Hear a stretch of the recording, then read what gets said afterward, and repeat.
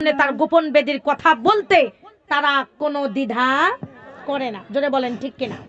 Hello, জোরে বলেন ঠিক কিনা? তার মানে সে মনে করে আমার জীবন বাঁচান ফরজ।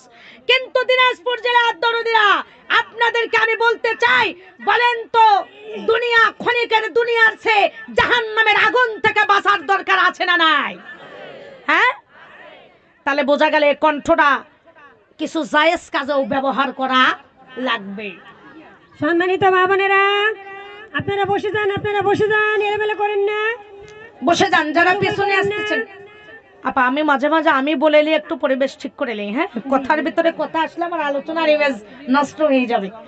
স্বেচ্ছাসেবক বন্ধের প্রতি অনুরোধ করছি, অনেক মা বোন আসতেছে, তারা পেছনেই বসবে, সামনে ডাকে নেওয়ার কোনো দরকার নেই। সামনের গুলো নীরব থাকলে আমার আলোচনার এনার্জিটা বাড়বে। কথা বলেন ঠিক কিনা? তো মা বোন, আসলে তো মূর্খ সমাজ, সবাই তো আর বোঝে না, যার কারণে একটু খোলামেলা না বুঝে ওয়াজ করলে সমস্যা হবে, ঠিক না? জ্ঞানী যারা বোঝে তারা চোখের ইশারায় নির্বুদ্ধিদের বুঝাইতে কে পারে কোথায়। তরকারির মতো তরকারি হলে অল্প জলে সেজে, বুদ্ধিমান মানুষেরা ইশারাতেই বোঝে। যেরকম ঠিক কিনা? এই জন্য প্রিয় মা বোনেরা আমার, গভীর মনোযোগ দিয়ে শুনবেন।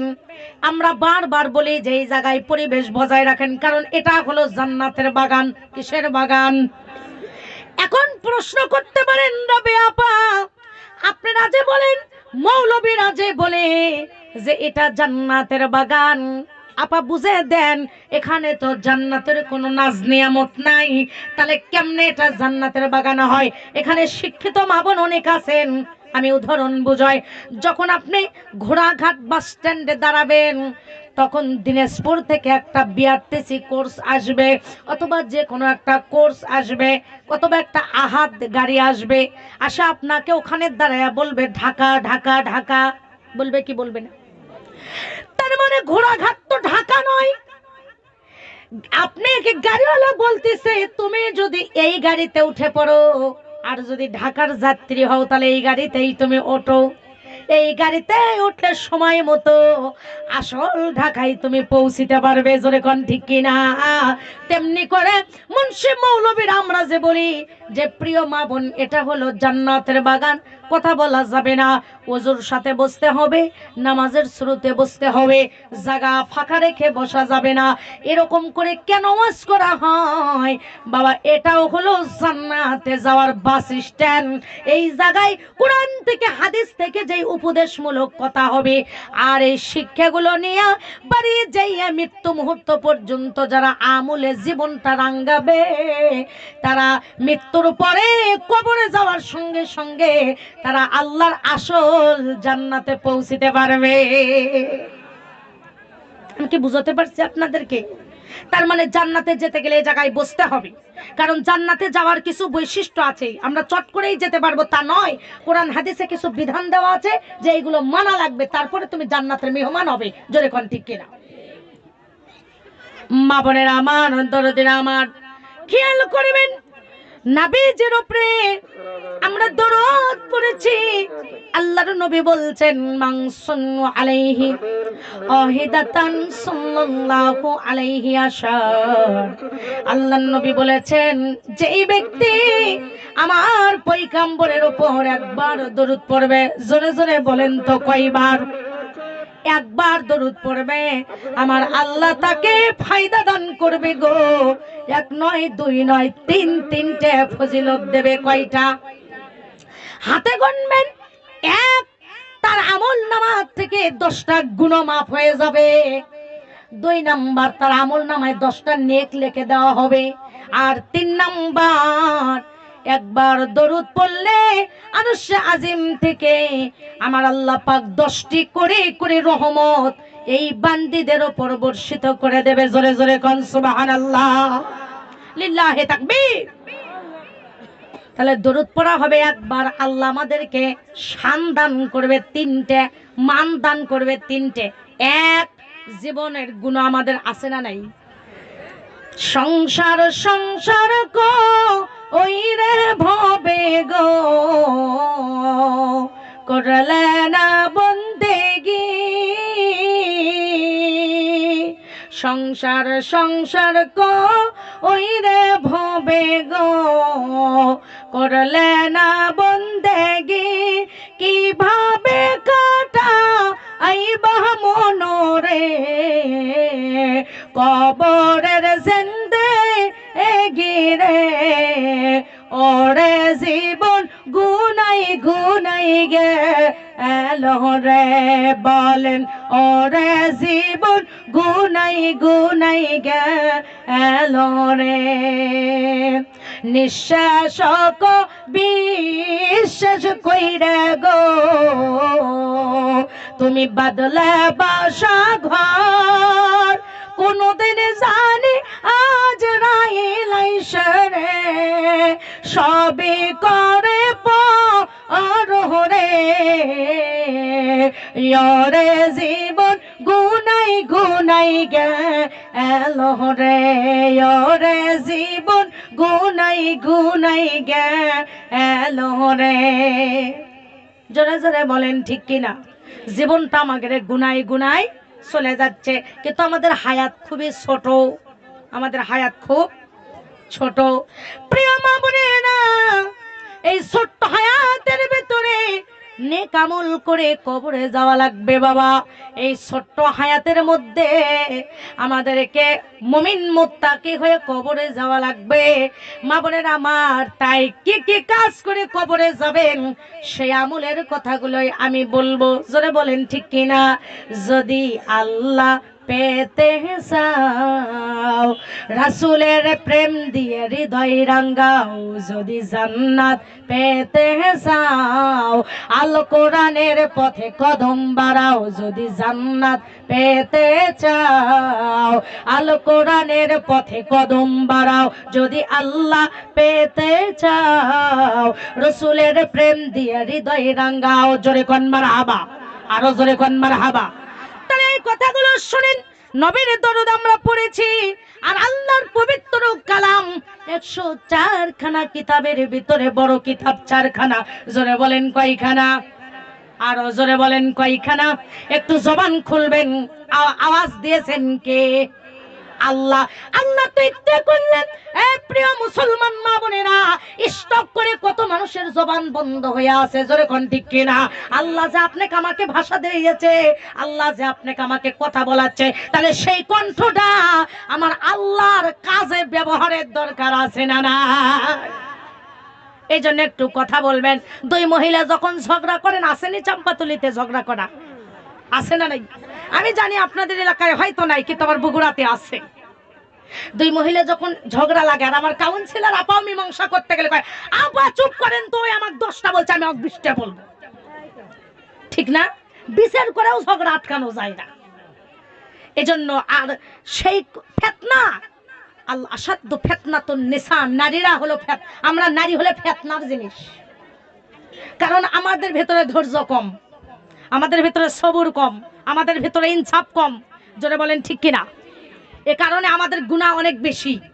আর আল্লাহ রাসূল জাহান্নামে মিরাজ করবে, যাইও দেখে যে মহিলা মানুষের জাহান্নামে বেশি, তার কারণ আমাদের জিহ্বা খুব খারাপ। আল্লাহর নবী বলছেন, ও আমার উম্মতেরা, দুটো জিনিসের হেফাজত করে কবরে আসো। কয় জিনিসের? আল্লাহর নবী বলছেন, মা ইয়াজমাল্লি মা বাইনা শাফাতাইনি ওয়া বাইনা ফাকাতাইনি আজমাহুল জান্নাহ। ও আমার উম্মতেরা রে, দুইটা জিনিসের হেফাজত করে কবরে চলে আসো।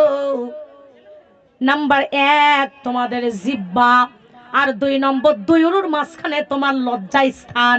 এই দুটো জিনিসের হেফাজত করে যদি, পূর্ণাঙ্গ হেফাজত করে যদি কবরের মেহমান হও, আমি নবী কথা দিলাম, যেই ভয়াবহ কিয়ামতের মাঠে তোমার মা তোমার কোনো উপকারে আসবে না, তোমার বাবা তোমার কোনো উপকারে আসবে না, তোমার আপন স্বামী তোমার কোনো উপকারে আসবে না, তোমার আপন সন্তান তোমার কোনো উপকারে আসবে না, তোমার ধন সম্পদ তোমার কোনো উপকারে আসবে না। কিন্তু আমি আল্লাহ কথা দিলাম, আল্লাহর নবী বলে আমি কথা দিলাম, আল্লাহর নবী বলছেন যে আমার উম্মতেরা যদি 2 জিনিসের হেফাজত করে কবরে আসে, ওই উম্মতের জাবিনদার আমি জনাবে মুহাম্মদ রাসূলুল্লাহ সাল্লাল্লাহু আলাইহি সাল্লাম হয়ে যাব। জোরে কোন সুবহানাল্লাহ। আল্লাহর নবী বলছেন ওই যে ওই পাশে আছে, ওই যে বাবু কেনে বসে আছে, ওখানে দিয়ে আসে, একটু কালেমার জিকির করেন লা ইলাহা। আপা একটু বলেন, পিছনে অনেক জায়গা আছে, মাত্র হচ্ছে জায়গা ফাঁকা রয়েছে, আপনি চাপাইন। আচ্ছা আচ্ছা, সুবহানাল্লাহ আলহামদুলিল্লাহ। মা বোন, এই জায়গা ফাঁকা রাখা যাবে না, শয়তান আমাদের ইন্নাহু লাকুম আদুউম মুবিন, শয়তান আমাদের গোপনেও শত্রু প্রকাশেও। একটু কালেমার সাথে চাপায় আসেন তো, পেছনের মা বোনদেরকে বসার সুযোগ করে দেন, একটু চাপায় আসেন লা ইলাহা ইল্লাল্লাহ সুবহানাল্লাহ ওয়ালহামদুলিল্লাহ লা ইলাহা সুবহানাল্লাহ ওয়ালহামদুলিল্লাহ লা ইলাহা হাসবি রাব্বি জাল্লাল্লাহ মা ফি কলবি গায়রুল্লাহ নূর মুহাম্মদ সাল্লাল্লাহু লা ইলাহা।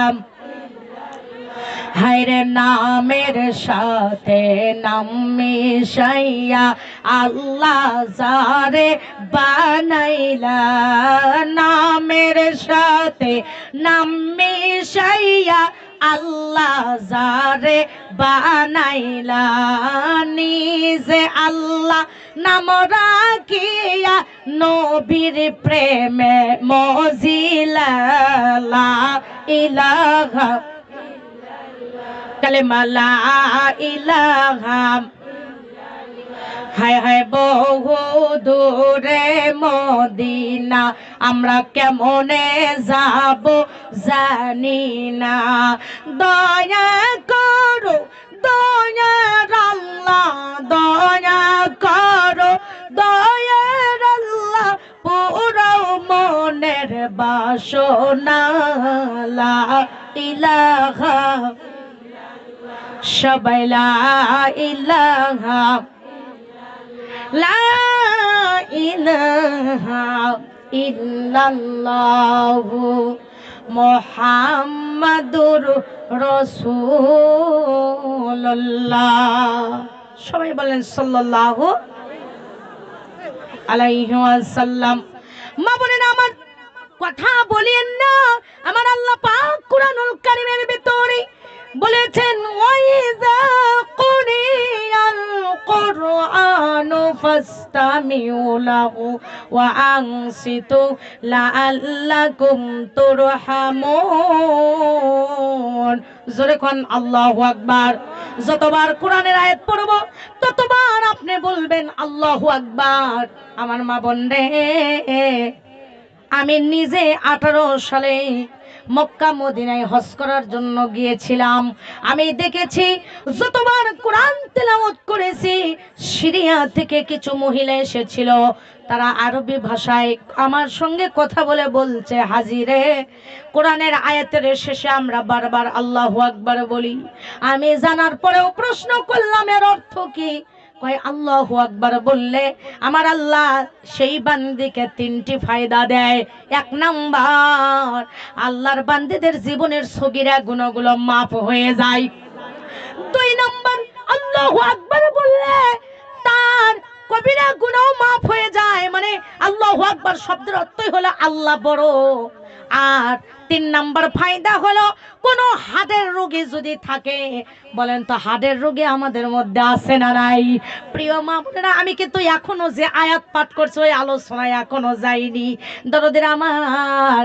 কারণ হয়তো বলবেন আপা আল্লাহু আকবার বললে যদি হার্ট ভালো হয়ে যাইতো তাহলে বাংলাদেশের MBBS ডাক্তারের বইয়েরা ভাত পাইতো না। এটা তো প্রশ্ন করতে পারেন, ঠিক না আপা? যে যদি কোরআন মানে আল্লাহু আকবার বলে যদি হার্টই ভালো হইতো আপা, তাহলে তো ডাক্তারের কাছে যাওয়া লাগতো না। অলরেডি সত্য কথা, আপনি ডাক্তারের কাছে যান, আমি নিষেধ করছি না, তবে কোরআন হলো মুমিনদের জন্য শিফা। জোরে কোন কোরআন মুমিনদের জন্য কি? আল্লাহ পাক সূরা মুমিনুনের ভিতরে বলেছেন ওয়ানুজ্জিলু মিনাল কুরআনি মা হুয়া শিফাউ ওয়া রাহমাতাল লিল মুমিনিন। আল্লাহ পাক বলে ওয়ানুজ্জিলু মিনাল কুরআনি মা হুয়া শিফাউ ওয়া রাহমাতুল লিল মুমিনিন। এই কোরআন আমি মুমিনদের জন্য খালি হিদায়াতের জন্যই দেই নাই, আমি এই কোরআন শিফা করেও মুমিনদের জন্য পাঠাইছি। সুবহানাল্লাহ। এই কোরআন মুমিনদের জন্য শিফা, রোগের ঔষধ, রোগের ঔষধ। কোন ব্যক্তি যদি তাহাজ্জুদের নামাজের সময় আল্লাহু আকবার 300 বার আল্লাহু আকবার বুকে ধাক্কা দিয়ে জিকির করে, খোদার কসম করে আপনাকে আমি বলছি, আপনার হাড়ের ব্যারাম থাকবে কিন্তু কোনোদিন হাড়ের বেদি আপনার বেড়ে যাবে না। আর একবার কোন সুবহানাল্লাহ। তাহাজ্জুদের নামাজের সময় ধাক্কা দিয়ে দিয়ে আল্লাহু আকবার এটা জিকির করবেন। কারণ আল্লাহ পাক কোরআনে বলছেন, ইয়া আইয়ুহাল্লাযীনা আমানু যিকুরুল্লাহা যিকরান কাসীরা। হে ইমানদারগণ, তোমরা বেশি বেশি করে আমি আল্লাহর নামের জিকির করো। কার নামের? আরো জোরে বলেন। তার মানে আবার ভুল বুঝিয়েন না, আল্লাহ যে বলছে বেশি বেশি জিকির করো, তার মানে কিন্তু এই নয় রে দিনাজপুর জেলার দরদিনা, তার মানে কিন্তু এই নয় যে স্বামীর সংসারের কাজ বাদ দিয়া, রান্না বাড়ি বাদ দিয়া, এরপরে সন্তান মানুষ করা বাদ দিয়া খালি জায়নামাজ দিয়ে আল্লাহু আল্লাহু জিকির করবেন, এর নাম জিকির নয়। জিকির হলো আরবি শব্দ, এর আবিধানিক বাংলা শব্দ হলো আল্লাহকে স্মরণ করা। কি করা? আল্লাহকে স্মরণ করা। আর জিকির হলো একটি আরবি শব্দ। এখন মা বোন কষ্ট হবে কি, আমার আলোচনায় কিন্তু দীর্ঘক্ষণ সময় লাগে, কারণ আলোচনা বুঝে দেওয়া লাগবে, জোরে কোন ঠিক কিনা। এখন কথা হচ্ছে